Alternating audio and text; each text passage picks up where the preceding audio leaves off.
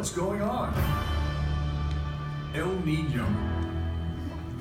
The ocean and atmosphere are a coupled system, working to balance the Earth's heat distribution in response to the uneven heating of the Earth's surface.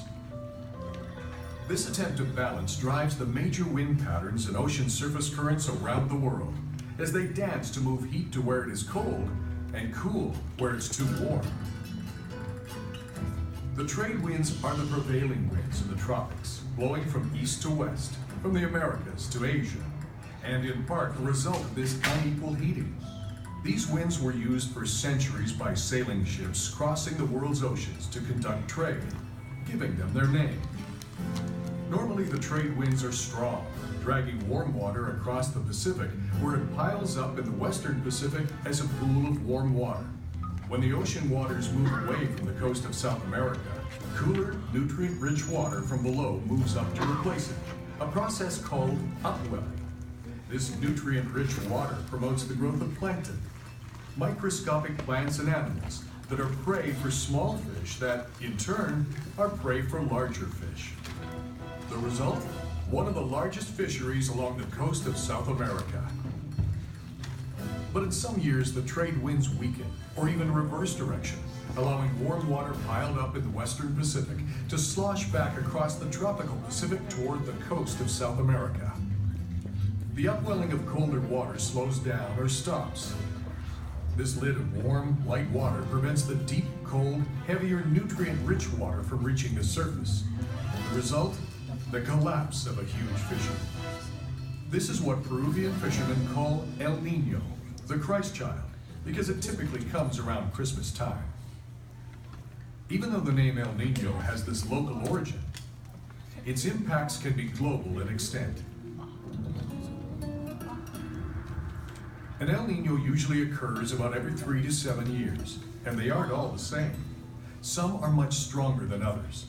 Really strong ones occur only infrequently, perhaps every 10 to 20 years.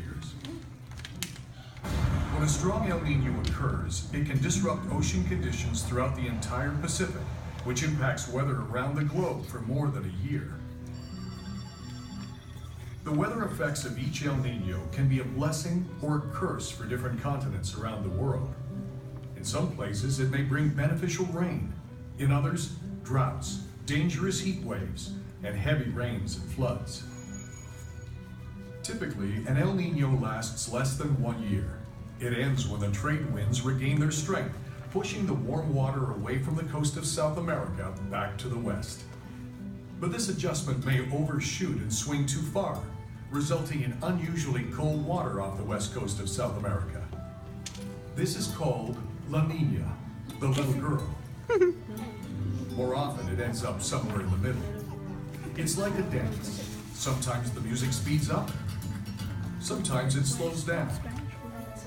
In this dance, the atmosphere initially has the lead and the ocean follows. Later, the ocean controls and the atmosphere follows.